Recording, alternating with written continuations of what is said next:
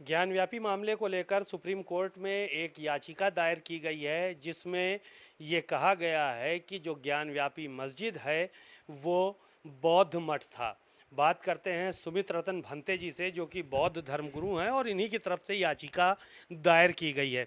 Sir, याचिका में क्या कुछ जो है वो कहा गया है? आप लोग इस तरह की मांग क्यों कर रहे हैं? मैं इसलिए मांग कर रहा हूं कि जब भारत स्वतंत्र हो गया, भारत में संविधान लागू हो गया और 15 अगस्त 1947 के बाद ये तय हो गया कि जो मंदिर है, जो मस्जिद है, जो बुद्ध विहार है, उसे वहीं का वहीं रहना दिया जाए।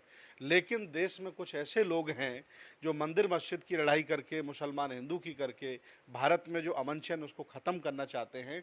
इसलिए हम बौद्धों ने, पूरे देश भारत के अम्बेडकरवादी बौद्धों ने, विज्ञानवादी तर्कवादी लोगों ने ये निर्णय लिया है कि सम्राट अशोक के द्वारा 84,000 बौद्ध स्तूप बनाए गए। 1250 साल बौद्ध राजाओं का शासन रहा। सम्राट महापद्म नंद से लेकर के सम्राट हर्षवर्धन तक बौद्धों का शासन रहा। इस जमाने में तमाम तक्षशिला, नालंदा, उदनपुरी, विक्रमशिला विश्वविद्यालय बने।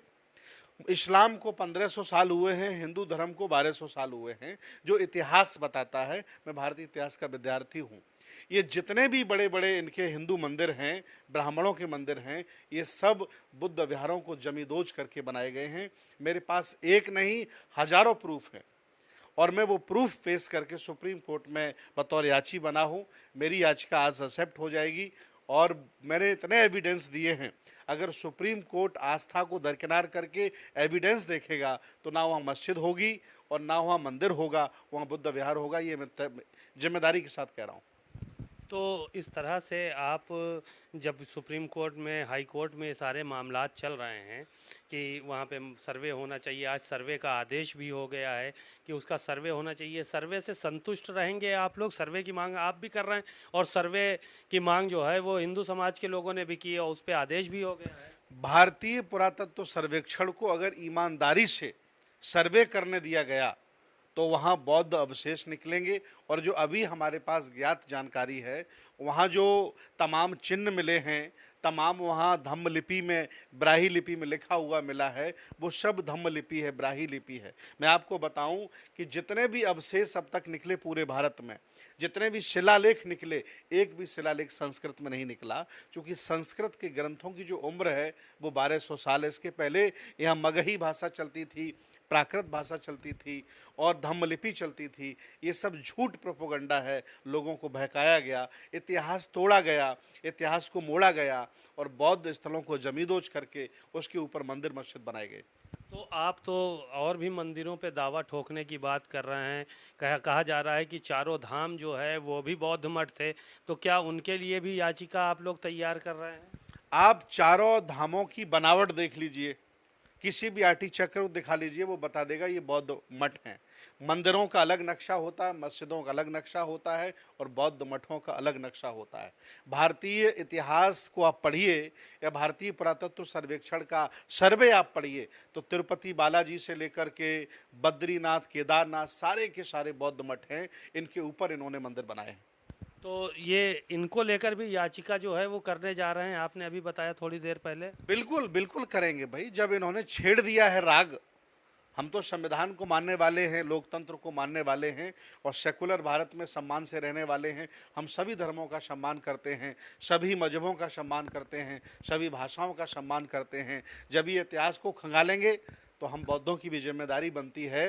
ये मेरे पुरखे हमसे कह रहे हैं कि आप मेरे कैसे बच्चे हो कि आपके मठों को, आपकी यूनिवर्सिटियों को जमींदोज कर दिया गया है और आप लड़ नहीं रहे हो। तो मेरा स्वाभिमान जागा है। अब मैं पूरे भारत में जितने भी बुद्ध विहार हैं भारतीय पुरातत्व सर्वेक्षण के अंडर में हैं और जितने इतिहास में दर्ज हैं, सब पर हम केस करेंगे और सब पर लड़ाई लड़ेंगे और वहाँ हम अपने बुद्ध विहारों को सुरक्षित कराएंगे।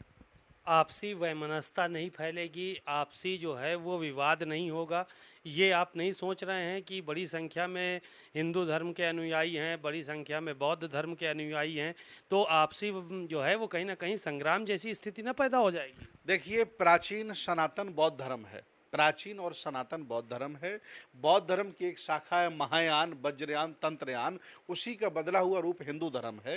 हिंदू धर्म की उम्र 1200 साल है, इस्लाम की धर्म 1500 साल है, बुद्ध का दर्शन 2500 साल से है। तो आखिर हम पुरखे हैं इनके, हमारी संस्कृति इनके पुरखों वाली संस्कृति है, लड़ाई किस बात की है? भाई भगवान बुद्ध भी भारतीय संस्कृति के व्यक्ति हैं, उन्होंने भारतीय दर्शन को बहुत कुछ दिया है। आज भी नरेंद्र मोदी विदेशों में जाते हैं, गर्व से कहते हैं कि मैं बुद्ध के भारत से आया हूं, कभी नहीं कहते मैं राम के भारत से आया हूं, परशुराम के भारत से आया हूं। क्यों? जब दुनिया में जाके आप बुद्ध का ढिंढोरा पीटते हो और बौद्ध मठों को कब्जा करके रखे हो, ये नहीं चलेगा। अब हम लोग लड़ेंगे और बुद्ध विहारों को मुक्त कराएंगे। बौद्ध विहार जो है, बुद्ध विहार जो भी हैं, उनको कैसे मुक्ति दिलाने का काम करेंगे आप लोग? क्या समाज में जागरूकता कोई पैदा करने जा रहे हैं, या कोई आंदोलन करेंगे, या फिर अदालतों के माध्यम से कराएंगे? जो भी प्रक्रिया होगी अपनाएंगे, अदालत का भी सहारा लेंगे, आंदोलन भी करेंगे, जन जागरूकता अभियान भी चलाएंगे और हाई कोर्ट, सुप्रीम कोर्ट में बौद्धों के लिए मैरिज एक्ट, बौद्धों के लिए पर्सनल लॉ की भी मेरी मांग बहुत दिनों से है। अगर ये बहुत संख्यक भारत के लोग जिनकी मानसिकता ठीक नहीं है, अगर ये लोग हमें पर्सनल लॉ की अनुमति दे देते और हमें मैरिज एक्ट दे देते तो आज बौद्धों की संख्या भारत में 50 करोड़ होती, 40% लोग भारत में बौद्ध होते। लेकिन चूंकि वो दे नहीं रहे, इसलिए मजबूरन मुझे हिंदू धर्म का भाग माना जा रहा है, जबकि मैं हिंदू नहीं हूँ, मैं ब्राह्मण संस्कृति को नहीं मानता हूँ, मैं पुरातन, प्राचीन, सनातन बुद्ध की संस्कृति को मानने वाला व्यक्ति हूँ। ये लोग जालसाजी करके मुझे हिंदू धर्म का पार्ट्स बनाए हैं। मैं रहना नहीं चाहता हूँ, मैं अलग अपना धर्म चाहता हूँ। तो आप लोग हिंदू नहीं हैं, ये मान के चला जाए, आप लोगों का धर्म अलग है? हिंदू एक भौगोलिक भाषा है, हिंदू कोई धर्म नहीं है, धर्म का नाम सनातन। और सनातन की बात की जाएगी तो पुरानी संस्कृति, उसमें बुद्ध भी आते हैं। हिंदू धर्म कुछ नहीं है। आप तमाम किताबें पढ़ लीजिए, दयानंद सरस्वती किताबें पढ़ लीजिए, उन्होंने खुद लिखा है हिंदू का मतलब क्या होता है। तो इसको जो है वो लड़ाई को जीतने के लिए अब लगातार आप लोगों की तरफ से मुहिम चलाई जाएगी? मैं बराबर संघर्ष करूंगा। अभी याचिका की है, अभी मैं डिस्ट्रिक्ट कोर्ट में भी जाऊंगा, हाई कोर्ट में भी जाऊंगा, और इवन यही नहीं, मथुरा पर भी मैं केस करने जा रहा हूं, तिरुपति बालाजी पर भी करूंगा। तिरुपति बालाजी की जो प्रतिमा है, आज भी बुद्ध की प्रतिमा है, उससे तिलक हटा दीजिए, उसका रंगरोगन हटा दीजिए, बुद्ध की प्रतिमा है, निकल के आ जाएगी। ऐसे तमाम 84,000 बौद्ध मठों पर इन्होंने बलात् कब्जा किया है। हम उसको आज़ाद कराएंगे, हमारी मुहिम है। हम लोग सुप्रीम कोर्ट जाएंगे, हाई कोर्ट जाएंगे और आंदोलन भी चलाएंगे। लेकिन आपने अयोध्या में राम मंदिर को लेकर भी जो है वो याचिका दायर की थी, लेकिन वहाँ तो कुछ आपको हाथ लगा नहीं। अयोध्या बेईमानी से राम मंदिर बनाया है। भारत के राजनेताओं ने, भारत के जजों ने बेईमानी से मंदिर बनाया है।